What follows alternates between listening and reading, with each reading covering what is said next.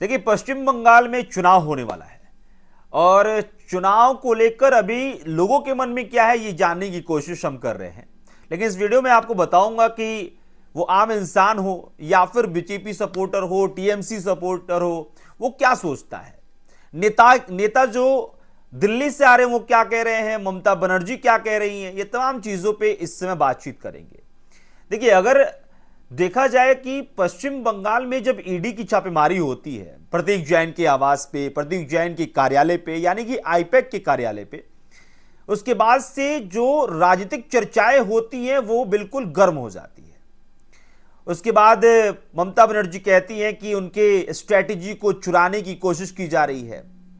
फिर वो जिक्र करती हैं कि बीजेपी जीरो हो जाएगी और फिर उसके बाद लगातार जो है वो बंगाल के कल्चर को बचाने के लिए जिक्र करते हुए नजर आती हैं।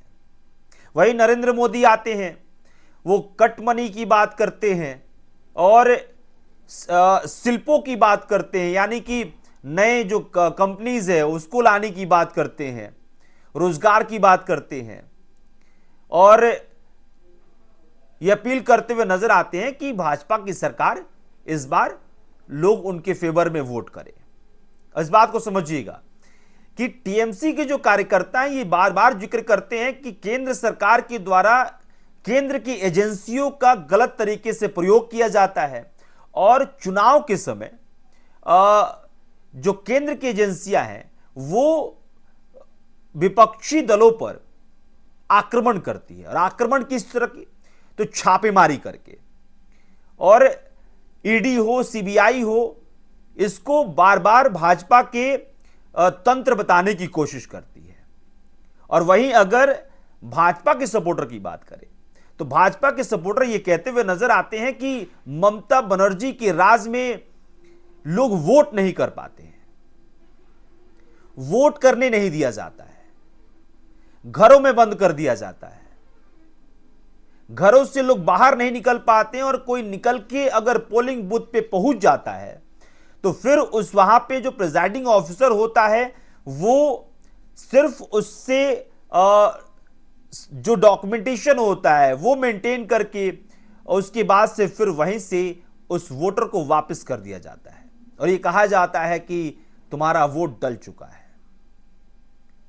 और इस तरह की चर्चाएं हैं। बीजेपी के कार्यकर्ता ये दावा करते हैं कि ममता बनर्जी की सरकार में पुलिसकर्मी जो है वो पुलिसकर्मी के तौर पे काम नहीं करते हैं, वो ममता बनर्जी के पर्सनल यानी कि पार्टी के कार्यकर्ता के तौर पे काम करते हैं।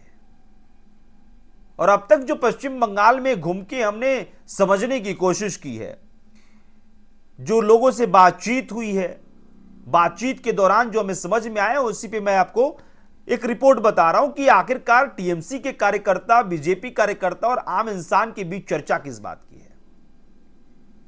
बीजेपी के कार्यकर्ता और कई आम इंसान जो कि कार्यकर्ता के तौर पे नहीं एक वोटर के तौर पे नजर आते हैं, जो कामकाज से कहीं ना कहीं चीजों को एनालाइज करते हैं और वोट करते हैं, वो भी ये कहते हुए नजर आते हैं कि ममता बनर्जी के द्वारा जो महिला सुरक्षा को लेकर बयान दिया जाता है उससे कहीं ना कहीं उनके अंदर नाराजगी है। एक बात की खूब चर्चा होती है कि ममता बनर्जी ने 8 बजे के बाद महिलाओं को ना निकलने के लिए कहा जिससे कि महिलाएं सुरक्षित रह पाए।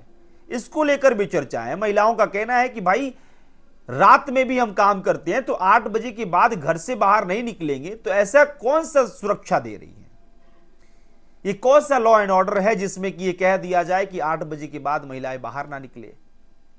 इस बात की भी चर्चा है कि ममता बनर्जी की सरकार के द्वारा महिलाओं के बलात्कार की बोली लगाई जाती है।